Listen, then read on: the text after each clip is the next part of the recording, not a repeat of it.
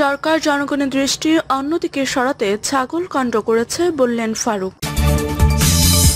এদিকে সরকারি কর্মচারীদের সম্পদ ব্রিটিশ লুটেরাদের হার মানিয়েছে বলছে এবি পার্টি।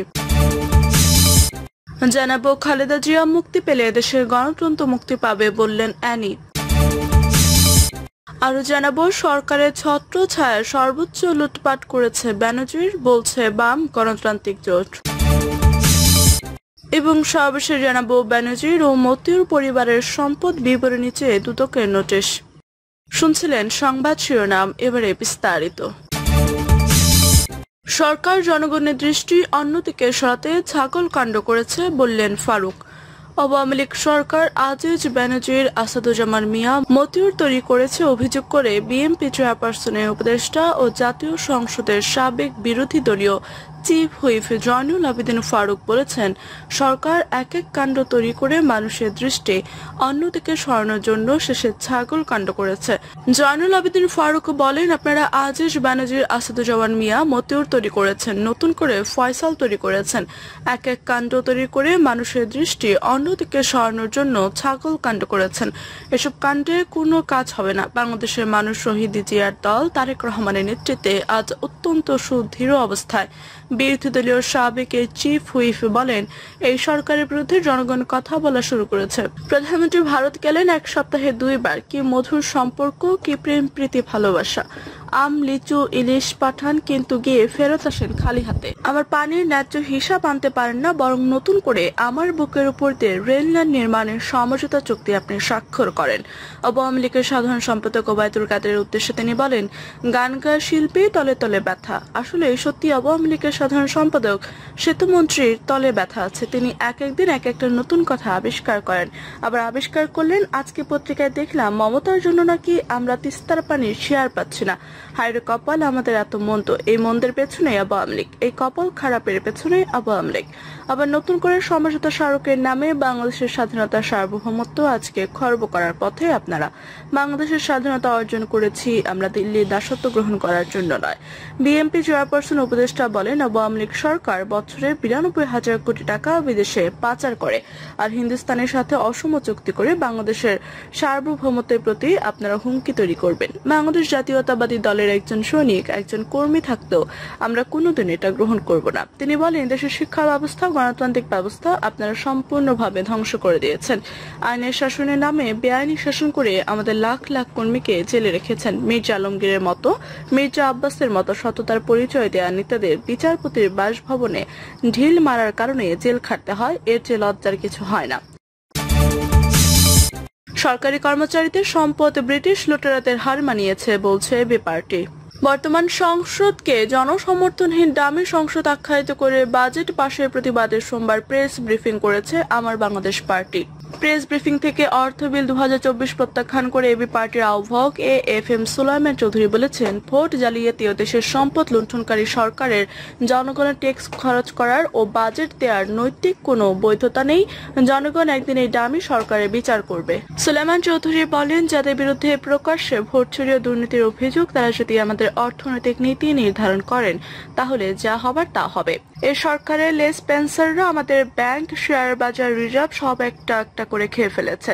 সরকারের মন্ত্রী, এমপি, সচিব ও বিভিন্ন বাহিনীর দায়িত্বশীল পদে যারা আছেন তাদেরকে দায়িত্ব গ্রহণের আগে তাদের সম্পদের বিবরণী দাখিলের দাবি জানিয়ে তিনি বলেন, সরকারের কর্মচারীদের এত জমি, ফ্ল্যাট, ব্যাংক অ্যাকাউন্ট আর নগদ অর্থ তো অতীতে ব্রিটিশ লুটেরাদের হার মানিয়ে দিয়েছে।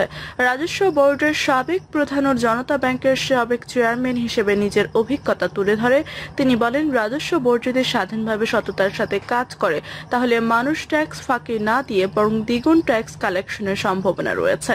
তদ্রুপ ব্যাংকগুলো যদি সরকারি দলের এমপি, মন্ত্রী ও তাদের পরিবারের প্রভাব মুক্ত থাকে তাহলে সাধারণ জনগণের স্বতঃস্ফূর্ত সহযোগিতা শক্তিশালী অর্থনৈতিক ভিত গড়ে উঠবে। তিনি আরো বলেন, আওয়ামী লীগ দুর্নীতিতে প্রাতিষ্ঠানিক রূপ দিয়েছে। সরকারি ক্রয় সম্পর্কিত বিষয়গুলো থেকে শুরু করে প্রতিটি ধাপে এখন এই সরকার দেশকে দুর্নীতির স্বর্গরাজ্যে পরিণত করেছে। তিনি প্রতি বছর বছর রাজস্ব বোর্ড কর্তৃক সরকারি কর্মকর্তাদের সম্পদের শ্বেতপত্র প্রকাশের দাবি জানান মুজিবুর রহমান মঞ্জু বলেন, আওয়ামী লীগের আশ্রয়ে থাকা হাজার হাজার বেনজির মতিউর চুরি দুর্নীতির যে নজির সৃষ্টি করেছে তাতে এই দলের নাম এখন নতুন করে আওয়ামী লুটপাট লীগ লেখা উচিত। এই বাজেটের সমালোচনা করে বলেন, একদিকে জনগণের উপর করের বোঝা চাপানো হচ্ছে, অন্যদিকে ব্যাংক থেকে আমানতকারীরা ঋণ ও এলসি সুবিধা পাচ্ছে না, ব্যাংকে রাখা আমানত পাচার হয়ে যাচ্ছে বিদেশে। তিনি এই 5% দামি সরকার ও তার লুটপাটের বিরুদ্ধে গণসংগ্রাম গড়ে তোলার জন্য দেশবাসীর প্রতি আহ্বান জানান। প্রেস ব্রিফিং সঞ্চালনায় প্রারম্ভিক বক্তব্যে ব্যারিস্টার আসাদুজ্জামান ফুয়াদ বলেন, আমরা প্রথমেই বলতে চাই, একটি অবৈধ সরকার আসলে বাজেট পেশ করার এখতিয়ার রাখে কিনা, কারণ বাজেট কর সহ অন্যান্য বিষয় জন্ম থেকে জনগণের অধিকারের সঙ্গে সম্পর্কিত। বাজেটের আগে আমরা বলেছিলাম কালো টাকা সাদা করার সুযোগ বাতিল করতে হবে, তা করা হয়নি। কর আদায়ের যে লক্ষ্যমাত্রা নির্ধারণ করা হয়েছে তা বাস্তব ভিত্তিক নয়। আসলে এই সরকার অবৈধভাবে ক্ষমতা দখলের কারণে জনগণ নিয়ে তাতে কোনো ভাবনা নেই। তিনি বলেন, আমরা মনে করি একটি অবৈধ সরকারের বাজেট প্রণয়নের কোনো এখতিয়ার নেই। এই বাজেট আওয়ামী লুটেরাদের বাজেট। খালেদা জিয়া মুক্তি পেলে দেশের গণতন্ত্র মুক্তি পাবে বললেন অ্যানি। বিএনপির যুগ্ম মহাসচিব শহীদউদ্দিন চৌধুরী অ্যানি বলেছেন, দেশনেত্রী বেগম খালেদা জিয়া মুক্তি পেলে দেশের গণতন্ত্র মুক্তি পাবে, জনগণ মুক্তি পাবে। সরকার মামলা ও সাজা দিয়ে খালেদা জিয়াকে বন্দী করে রেখেছে, খালেদা জিয়াকে জিম্মি করে ক্ষমতা দখল করে আছে। খালেদা জিয়া অসুস্থ ও মুমূর্ষ অবস্থায় আছেন, তাকে স্লো পয়জনিং দিয়ে হত্যার চেষ্টা করা হচ্ছে। এর দায়ভার বর্তমান প্রধানমন্ত্রীকে বহন করতে হবে। আগামীতে আন্দোলনের জন্য নেতাকর্মীদের ঐক্যবদ্ধ থাকার আহ্বান জানিয়ে শহীদউদ্দিন চৌধুরী অ্যানি বলেন, আন্দোলনের জন্য এখন থেকে প্রস্তুতি গ্রহণ করতে হবে, ঐক্যবদ্ধ আন্দোলনের মধ্য দিয়ে খালেদা জিয়াকে মুক্ত করতে হবে। খালেদা জিয়া মুক্ত থাকলে দেশের বুকের উপর রেল লাইনের অবৈধ চুক্তি হতো না, দেশে দুর্নীতি দুঃশাসন হতো না, স্বৈরশাসন হতো না। তিনি মুক্ত থাকলে সার্বজনীন নির্বাচনের মাধ্যমে জনগণের সরকার ক্ষমতায় থাকত।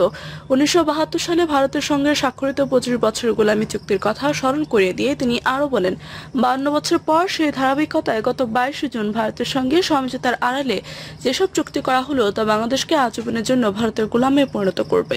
এর ফলে বাংলাদেশের জাতীয় নিরাপত্তা বিপন্ন হওয়ার আশঙ্কা দেখা দিয়েছে। এসব চুক্তি স্মারকের মাধ্যমে আমাদের দেশের প্রতিরক্ষা, জাতীয় নিরাপত্তা বিষয়টিকে ভারতের জাতীয় প্রতিরক্ষা ও নিরাপত্তার অংশে পরিণত করা হয়েছে, যা খুবই বিপজ্জনক এবং দেশের স্বাধীনতার প্রতি হুমকি। এটি শান্তিপূর্ণ সহাবস্থান ও জোট নিরপেক্ষ নীতির পরিপন্থী।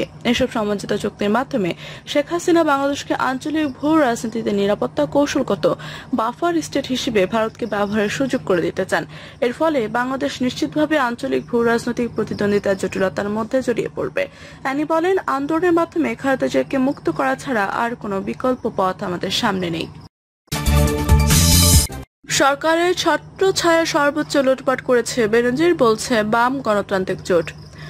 দুর্নীতি দুঃশাসন লুটপাট অর্থ পাচার খেলাপি ঋণ ব্যাংক ডাকাতি রোধের দাবিতে রংপুরে বিক্ষোভ সমাবেশ করেছে বাম গণতান্ত্রিক জোট। নেতৃবৃন্দ বলেন, 3 রাত কঠোর পরিশ্রম করেও দেশের শ্রমজীবী মানুষ 3 বেলা পেট পুরে খেতে পারে না, অথচ সেখানে একজন সরকারি কর্মকর্তা 15 লাখ টাকা ঈদের ছাগল কিনে স্ত্রী পুত্র কন্যার নামে শত শত বিঘা জমি হাজার হাজার কোটি টাকার সম্পদের পাহাড় করছে।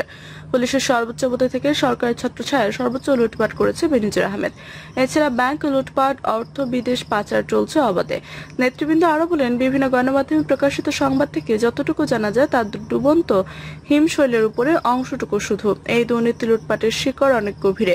বিনা ভোটের ক্ষমতায় আসা এই সরকারের বিভিন্ন অংশ এই সমস্ত অপরাধমূলক কর্মকাণ্ডের সঙ্গে যুক্ত। ফলে জনগণের অংশগ্রহণে বাম শক্তির নেতৃত্বে ব্যাপক গণ আন্দোলন গড়ে তোলা ছাড়া বিকল্প কোনো পথ নেই। এই কর্মসূচি থেকে অবিলম্বে দুর্নীতি দুঃশাসন লুটপাট, অর্থ পাচার, খেলাপি ঋণ, ব্যাংক ডাকাতি রোধে, কালো টাকা, খেলাপি ঋণ ও পাচারের টাকা উদ্ধার, আয়ের সঙ্গে সঙ্গতিহীন সম্পদ বাজেয়াপ্ত, দুর্নীতিবাজ, ঋণ খেলাপি, অর্থ পাচারকারীদের গ্রেফতার ও দৃষ্টান্তমূলক শাস্তি নিশ্চিতের দাবি জানানো হয়। বেনজির ও মতিউর পরিবারের সম্পদ বিবরণী চেয়ে দুদকের নোটিশ। পুলিশের সাবেক মহাপরিদর্শক বেনজির আহমেদ ও তার পরিবার এবং জাতীয় রাজস্ব বোর্ড থেকে সরিয়ে দেওয়া সদস্য মোহাম্মদ মতিউর রহমান ও তার পরিবারের সদস্যদের সম্পদ বিবরণী দাখিলে নোটিশ জারি করেছে দুর্নীতি দমন কমিশন। আজ মঙ্গলবার দুদক সচিব খোরশেদা ইয়াসমিন সাংবাদিকদের কথা জানান। তিনি বলেন, জব্দ হওয়া সম্পদের বাইরে এই দুই পরিবারের সদস্য আর কোনো সম্পদ আছে কিনা তা জানতে নোটিশ জারি করা হয়েছে। এর আগে গত 30 জুন দুদক সূত্রে জানা যায়, মতিউর ও তার পরিবারের সদস্যদের সম্পদের তথ্য চেয়ে NBR Bangladesh financial special intelligence unit, নিবন্ধন অধিদপ্তর, Bangladesh securities and exchange commission, Bangladesh সড়ক পরিবহন কর্তৃপক্ষ এবং যৌথ মূলধন কোম্পানি ও ফার্মগুলো পরিদপ্তরে চিঠি দিয়েছে দুদক। দুদক সচিব আজ বলেন, প্রাথমিক অনুসন্ধানে বেনজির আহমেদ, তার স্ত্রী জিশান মির্জা, বড় মেয়ে ফাহরিন রিশতা বিনতে বেনজির ও মেজ মেয়ে তাহসিন রাইসা বিনতে বেনজিরের নামে জ্ঞাত আয় বহির্ভূত সম্পদ অর্জনের প্রাথমিক তথ্য পাওয়া গেছে। তাদের নামে বেনামে দেশে বিদেশে আরও সম্পদ রয়েছে বলে তথ্য রয়েছে। তাই আইন অনুযায়ী পৃথক পৃথক সম্পদ বিবরণের দাখিলে নোটিশ জারি করেছে দুদক। বেনজির আহমেদ ও তার পরিবারের সদস্যদের বিরুদ্ধে সম্প্রতি দুর্নীতি ও অনিয়মের মাধ্যমে বিপুল সম্পদের মালিক হওয়ার অভিযোগ ওঠে। এরপর তাদের জ্ঞাত আয় বহির্ভূত সম্পদ অনুসন্ধান শুরু করে দুদক। ছাগলকাণ্ডে আলোচিত অভ্যন্তরীণ সম্পদ বিভাগের সংযুক্ত কর্মকর্তা মতিউর রহমান, তার প্রথম স্ত্রী নরসিংদী রায়পুরা উপজেলার চেয়ারম্যান লায়লা কানিজ, প্রথম পক্ষের সন্তান আহমেদ তৌফিকুর রহমান ও ফারজানা রহমান এবং দ্বিতীয় স্ত্রী শাম্মী আক্তারের সম্পদ বিবরণী দাখিলে নোটিশ জারির কথা জানান দুদক সচিব খোরশেদা ইয়াসমিন। মতিউর ও তার স্বজনদের নামে অন্তত 65 বিঘা জমি, 8টি ফ্ল্যাট, 2টি রিসোর্ট ও পিকনিক স্পট এবং 3টি শিল্প প্রতিষ্ঠানের তথ্য পাওয়া গেছে।